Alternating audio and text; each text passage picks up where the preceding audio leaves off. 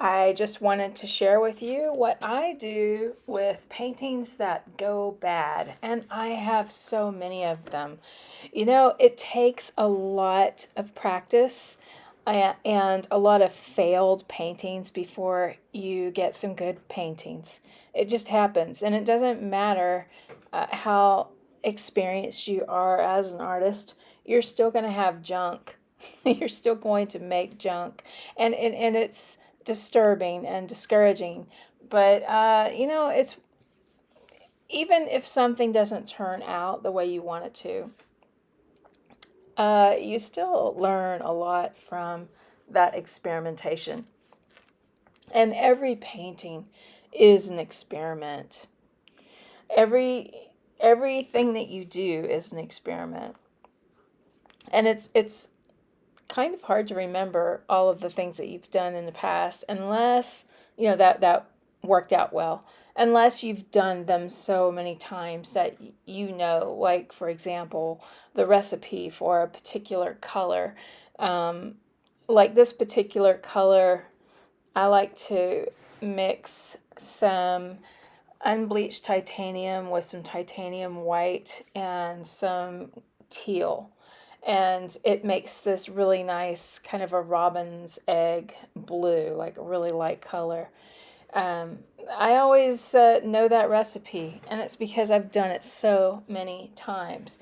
Does it always look great? No, but at least I have the basic idea. So whenever I'm painting, I paint in layers, and what you're watching me do is I'm trying out things. And along the way, I'm building up all this texture. So there's texture from the failed painting before. And then there's texture from all of these many layers of paint. What I'm not showing you in this video is the time of drying, the drying time.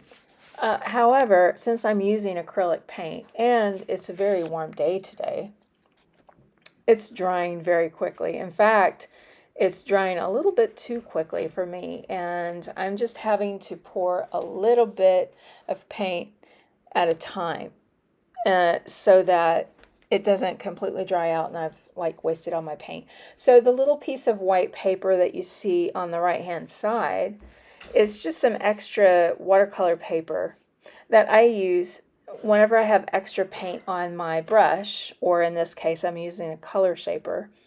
Then I just kind of rub that excess paint, if I have any, onto that paper.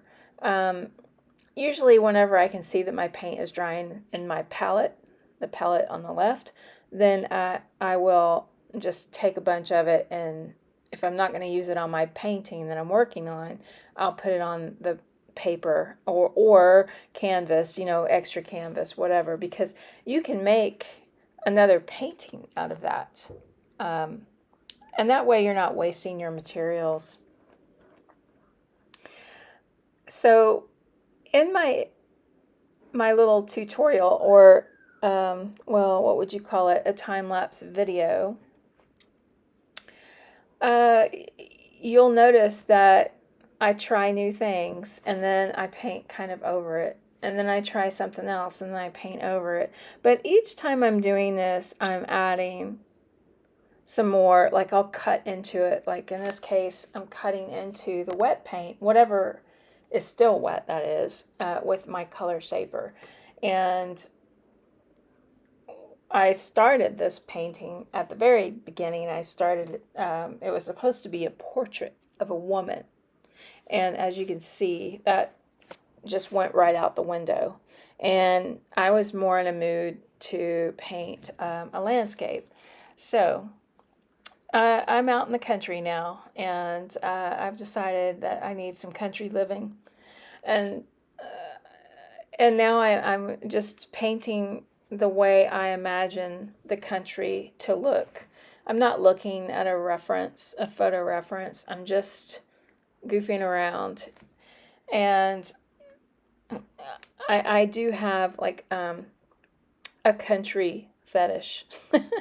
So I a lot of times feel like I need to paint a landscape. And I love I love adding lots and lots of layers of paint because the texture, uh, you just can't help but have texture. It just adds so much to the painting. And when you have texture like this and you're just painting, like I'm using my color shaper and I'm pretty much just using it like a palette knife. So I'm not smashing the paint down into each crevice, uh, which means that basically you're able to see whatever color is in the first layer or two or three, you're able to see that peek through in between the crevices or in the crevices. So that's the beauty of having layers of paint. You have to be patient with yourself when you're painting like this, and just know that all you need to do is just let it dry. When it gets kind of gunky and almost too much paint on it, just let it dry. It's acrylic. And just come back. Anything that you don't like or just stuff that doesn't look right to you, you can just paint over it. It's really very forgiving if you look at it that way. I know that oil paints work differently, and I do use oil paints occasionally, but it's kind of rare because I really don't have a lot of space to let paintings dry. If I did have that worked out, then I would paint more with oils. But I do really love how acrylics, well, I love that they're easy cleanup for one thing. And the products that are available are really nice. I mean, the pigments, they're highly pigmented paints, so the colors are pretty fantastic that you're using, and they mix well too. So you can create some really fantastic colors. So I do love them. I love I love and hate them at the same time. I guess the good thing about acrylics is that they dry quickly, so that I can paint a bunch of stuff and I can stack up my paintings and it doesn't take up all the space in my whole house. The thing I hate about acrylics is that they dry quickly. Um, so, it's a love-hate relationship, I guess. But anyway, I do enjoy painting landscapes, and I enjoy mixing up some of my own colors. Some colors I'll use straight out of the tube occasionally, but it's really nice to be able to experiment with colors, mixing up colors. And as you can see here, I tried to put like a color in that midsection of the fields, but it was just too, I don't know, almost ridiculous, kind of a purpley color. And so, you just play with it long enough and then you just cover it up. And the nice thing is you don't completely cover something up, and it's nice to see what is poking through underneath. So I would love to be out here in this field. I haven't been out of the house much since the pandemic, so I haven't really been out to the country in a year and a half. So I definitely am missing it. And whenever I'm missing something like that, then it definitely shows up in my art. But I really enjoy the layers of color. And as you can see, I put something on and then I'll take it away. I give something and then I take it.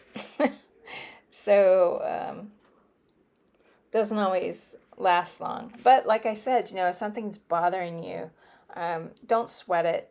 Just keep working it, and remember that, if you're working with this kind of paint, with acrylic paint, then it dries pretty quickly, and it's not set in stone. You can easily paint over it. Or you can paint like I'm painting with kind of a flattened out color shaper or a palette knife, so that you're not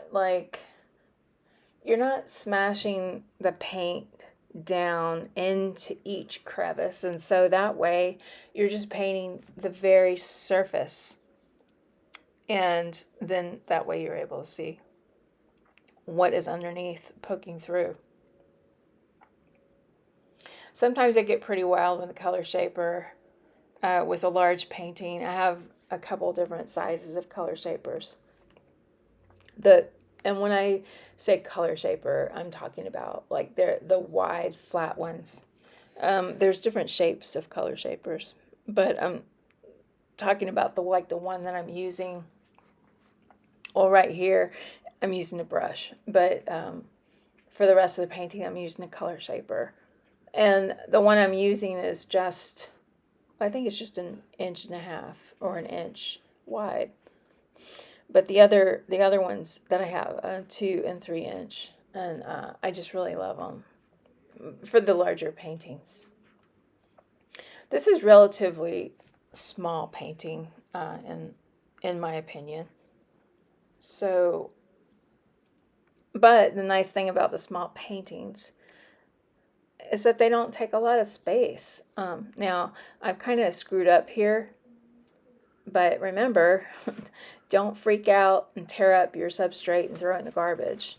You know, I was tempted earlier to fold this thing up and just put it in my garbage. I was tempted. I have to be honest about that. I do feel like that sometimes. And a long time ago, I actually put a knife through a canvas. That was really kind of accidental, but it felt good. Because it was just so frustrating. I was so frustrated. I spent so much time and it amounted to nothing. But I learned some valuable lessons. I learned what not to do. And that is just as important as learning what to do, I say. So try not to be too hard on yourself. If you're painting or if you're getting into painting, just know that it just takes time. It takes time to learn different techniques, and it also takes time to experiment, just to see what is it that you like. What's the effect that you're going for? What are you trying to say with your painting?